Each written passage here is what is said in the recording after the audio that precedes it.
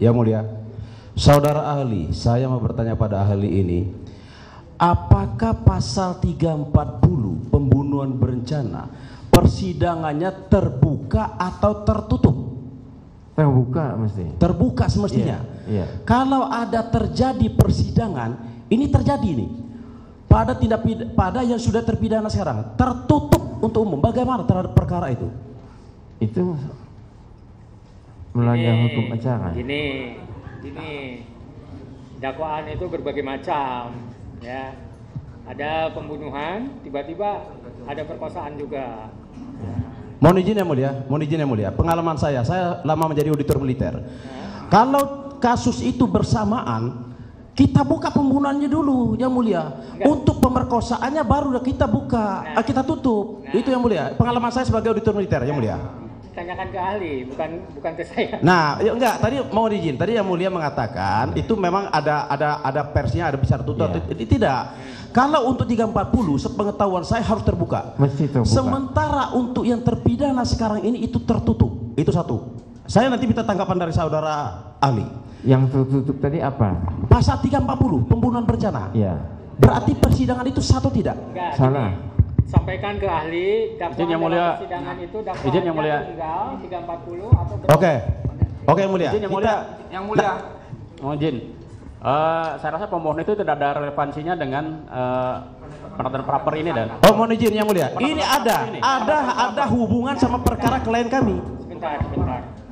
Pokoknya kita akan mencatat apa yang terjadi di persidangan, nanti terkait dengan relevansi atau tidak relevansi dalam putusan. Siap. Kalau Sangat bijaksana. tidak relevansi kita singkirkan. Siap, yang mulia bijaksana. Siap. Tapi juga harus tidak keluar kemana-mana ya. Tapi ini yang mulia ada hubungan sama perkara klien kami. Klien kami di ini. Oke, yang mulia. Iya. Baik saudara ahli. Ini di dalam putusan pengadilan, saya sebutkan namanya. Waktu malam tanggal 27 Agustus 2016, saudara Andi meminum minuman keras. Setelah itu dia menceritakan kalau mereka ada masalah sama geng motor ektasi. Nah, ini yang saya tanyakan di sini yang ini saudara saksi. Apakah kedua orang yang menjadi motor dalam kasus ini oleh Polda dikatakan fiktif? Izin majelis hakim, izin yang mulia. Kaitan untuk ahli yang ditanyakan kaitan masalah undang-undang beracara. Demikian ahli. Mohon izin yang mulia. Gimana pertanyaannya? Ya, ini ada hubungan sama klien kami. Karena di dalam DPO itu adalah Peggy alias Peron. Sementara klien kami Peggy Setiawan. Peggy Setiawan dijadikan tersangka dalam perkara ini, itu loh. Sementara dua orang yang menjadi proaktif dalam perkara ini dikatakan fiktif.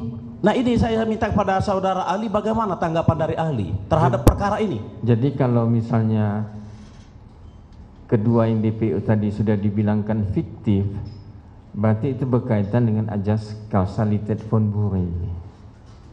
Berarti salah penilaian dari penyidik sampai dibilangkan itu fiktif. Jadi penetapan sebagai DPO itu otomatis salah. Kenapa dia sekarang bilangkan fiktif? Jadi penetapan dia sebagai DPO awalnya itu sudah punya kesalahan atau legal prosedurnya salah yang dilakukan oleh penyidik. Jadi begini yang saudara saksi, yang mau saya tanyakan, saudara ahli, ya. Berarti kalau dua orang yang berperan dia melakukan pemerkosaan, ini dalam putusan pengadilan saya baca, ya. Dia yang sangat berperan di dalam itu dikatakan fiktif, sementara Peggy Peron hanya menusuk menggunakan samurai, dan penyebab kematian bukan hanya karena samurai. Berarti saya katakan, berarti ketiga orang tersebut adalah fiktif dong, tidak usah dipermasalahkan lagi. Gitu yang saya tanya, gimana menurut ahli? Jadi kalau misalnya kedua DPO tadi dibilang fiktif itu, yang satu lagi, yang ketiga Peggy Peron, itu kan mesti kita uji dulu bahwa itu apakah izin yang mulia atau tidak. Ya. Izin yang mulia, yang ditanyakan kaitan ahli pidana. Ya, ini ya terkait dengan pendapat ahli dalam hukum acara pidana itu tidak mengikat ya, tidak mengikat. Kalau setuju silakan diambil oleh para pihak dan juga oleh hakim. Kalau tidak setuju ya kita abaikan. Ya. siap.